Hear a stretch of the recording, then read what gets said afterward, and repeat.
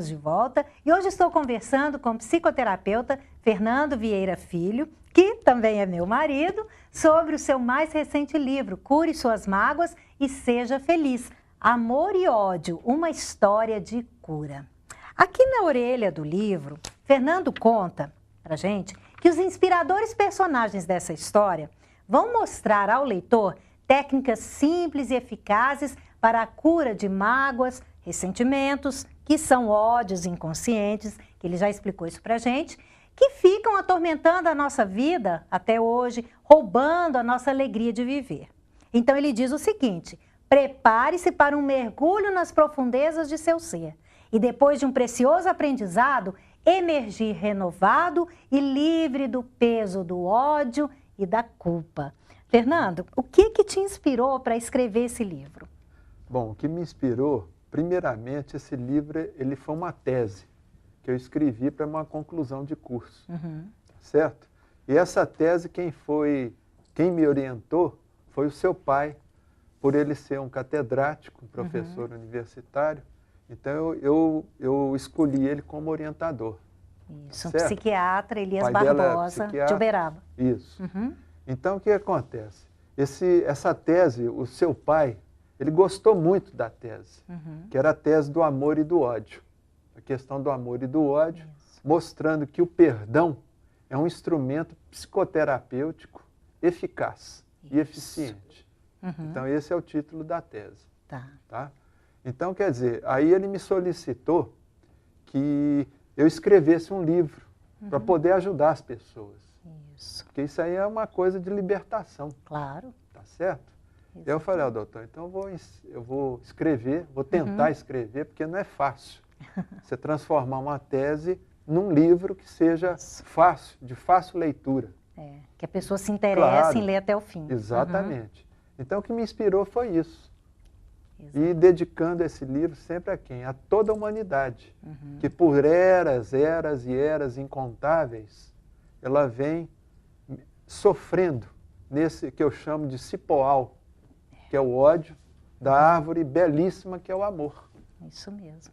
E foi interessante porque esse livro, ele traz muitos casos de terapia e esse livro foi todo assim, com essa ajuda do meu pai, o Fernando fazia entrevistas com ele. Doutor Elias, como o senhor trata um determinado caso? Como o senhor trata um outro determinado caso? Porque meu pai, como psiquiatra, ele tinha uma forma muito peculiar, muito singular de atender as pessoas. Então, como você conseguiu, Fernando? Conta pra gente. Colocar esse ensinamento do meu pai aqui no livro. Então, porque o seu pai, o doutor Elias, ele tem uma forma peculiar de psicoterapia, que é uma psicoterapia de resultado, é uma psicoterapia rápida, breve.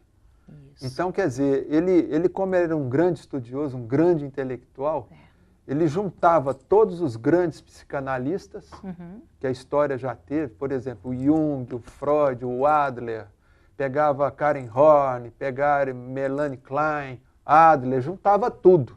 E ali ele fechava de uma forma peculiar que ele tinha, tá certo? Que era uma forma excelente. Quer dizer, numa consulta psicoterapêutica, o doutor Elias ele conseguia resolver o problema e entregar para as pessoas as ferramentas que as pessoas necessitavam para a sua automudança. Tá? Porque ninguém cura ninguém. Claro. O que existe é a autocura. Né? O médico, o psicoterapeuta, ele é só um facilitador para esse tipo de procedimento. Né? Então o doutor Elias ele conseguia fazer isso. E eu admirava ele muito por isso. E a consulta dele não era 50 minutos, não. Era, no mínimo, 2 horas ou 3 horas com um cliente. Às vezes até 4 horas. Às vezes eu indicava alguma amiga para ir consultar com meu pai, eu falava, olha, quando for marcar, pede para ser o primeiro horário, porque é o único que você tem certeza que vai ser atendido na hora, porque ele não tinha hora para terminar. Ele atendia, às vezes, o casal, atendia uma pessoa, atendia a outra, depois reunia os dois. Então, é realmente uma forma peculiar e é a forma que o Fernando usa também nos atendimentos dele, porque aprendeu. Claro, aprendi com o mestrão. E me diz uma coisa, Fernando. Fernando. É uma forma, viu, Eliana, só interrompendo, é uma forma absolutamente humana de atendimento. Entendeu? Sem aquelas sessões intermináveis, a pessoa ficar um ano para tentar achar, sentir um insight de uma coisa. Entendeu? Então eu acho um o seguinte, atendimento humanizado. O seu pai era humano. Sim. Entendeu? E ele tentava resolver e falava para o paciente, ó, o negócio agora é com você. Eu quero te ver só daqui a 60 dias, porque às vezes ele receitava algum medicamento para ver como estava o andamento do medicamento. E aí pedia a pessoa para ligar, para mandar cartas, né, contando sonhos, ele tinha todo o jeito dele. E como que você fez, então? Porque esse livro está cheio de casos terapêuticos, mas ele não é um livro teórico. O que você fez para que esse livro ficasse agradável de ser lido, Fernando? Eu atendi também um pedido da minha editora. Isso. Né, que a minha editora ela é muito presente nessa questão. Então ela falou, ó, Fernando, se você escrever uma tese, a gente for publicar uma tese, do jeito que está aqui escrito, não vai vender um livro. Tá certo? Então o que você vai ter que fazer? Você vai ter que transformar essa tese numa literatura. Isso, numa história. Numa história, numa literatura, uma coisa fácil de entender. Não é um romance, vamos dizer assim. Então, o que eu fiz? Eu ambientei essa história, eu procurei, não sei como, me deu uma ideia, eu fui ambientar essa história lá na Áustria, na Alemanha e na Áustria. Tá certo? E escolhi uma época que é o final da década de 70, que foi a época que eu conheci o seu pai. O primeiro contato que eu tive com o seu pai foi em 1978. Foi. Tá certo? Então, eu escolhi essa época, em homenagem a ele. Tá. E os também, personagens? Os personagens eu tive que escolher também. Então eu escolhi lá um psicoterapeuta, um psicólogo, que esse psicólogo ele era um psicólogo cheio de conflitos, tá certo? Conflitos internos, familiares, com a mãe dele principalmente. E ele era um fã incondicional desse Dr. Eck, que é o outro personagem. Eckbart. Eckbart.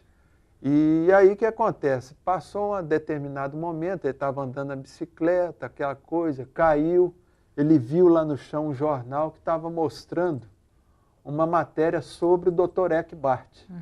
E por aí vai. A história ela vai fluindo. E aí ele se aproxima do Dr. Eck e vai aprender com ele as técnicas. Aí ele tem lá um gravadorzinho nacional, que eu tenho esse gravador também, até hoje, nacional. Porque o Nacional veio antes do Panasonic, certo? E aí esse psicoterapeuta, ele teve a honra de poder entrevistar esse Dr. Eck. E o livro, aliás, ele vai dessa forma. É um livro de que ele vai entrevistando, o Dr. Eck vai contando uma as história histórias paralela e ele vai contando as histórias dos casos de cura através do perdão. Exatamente. Então, esse personagem, Dr. Eckbart, ele não é o Dr. Elias Barbosa, mas é o Dr. Elias Barbosa filosófico. Isso. Quer dizer, ali eu vou mostrar o quê? A técnica psicoterapêutica do Elias Barbosa. Isso. A história do Eckbart é completamente diferente do Elias Barbosa. Exatamente. Olha só como essa mágoa, que na verdade é o ódio, pega todo mundo. E olha, cuidado, hein? Porque tem pessoas que falam assim, né, Fernando? Mágoa, ódio? Eu não tenho, imagina. Não tenho mágoa de ninguém. Mas aí, se a gente começa a conversar com a pessoa, ela começa a se lembrar de alguma coisa. Não, só se foi na minha infância, porque meu irmão fez isso comigo. Complicado, não é, Fernando? É complicado. Mas isso acontece demais. E às vezes por causa da culpa, né? Claro. E às vezes eu chego para a pessoa lá no consultório e falo assim, ó, meu amigo, o problema seu é ódio. Aí a pessoa dá um pulo da cadeira. Eu falei, calma, vamos conversar. Tem nada demais, né? Tem nada demais, rapaz, é natural. Isso. É humano. É humano. Aí eu tenho que explicar uma série de coisas para chegar no ponto. Fernando, o nosso tempo está quase acabando, mas eu quero que você deixe aqui para a gente uma das técnicas que tem no seu livro, para que a pessoa, quem estiver aí já sentindo esse rancor, esse ressentimento, esse ódio, possa já descobrir um caminho para começar a trabalhar o perdão. Tá ótimo. Então eu vou ensinar uma técnica muito simples, mas muito eficaz. Tá certo? Eu chamo essa técnica, chamei aqui no livro, técnica do cólon. Mas na realidade, por que eu falo cólon? Porque o cólon é onde fabrica o quê? As fezes do ser humano. Tá? Por quê? Porque na realidade, como o ódio é um dejeto do amor, quer dizer, o amor é uma coisa boa, mas quando ele adoece, ele vira um dejeto, não é? Que a gente veneno, chama de ódio. Inclusive, faz Tá mal, certo? né? Então, essa técnica, ela liga de forma inconsciente, subliminar, as fezes ao ódio.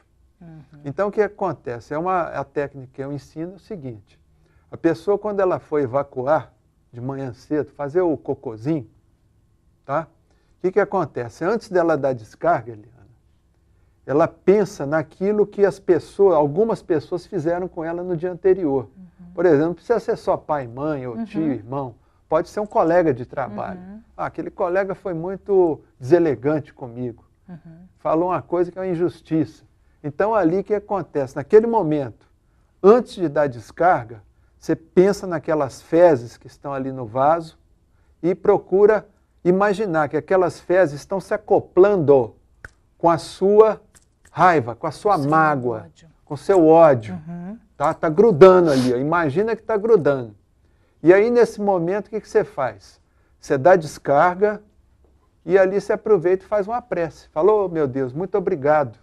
Que esse ódio, que essa raiva que eu estou dessa pessoa possa ir para o esgoto, junto com as fezes que eu estou eliminando.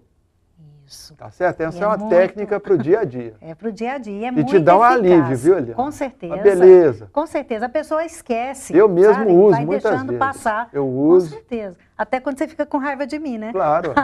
Falou, eu estou com raiva da minha mulher. Claro, isso é normal. E a gente precisa olhar isso como uma coisa normal. Tá certo? Isso é muito importante. Fernando, qual mensagem você deixa, então, para os nossos telespectadores, para que eles entendam que o perdão, ele tem tudo a ver com a felicidade?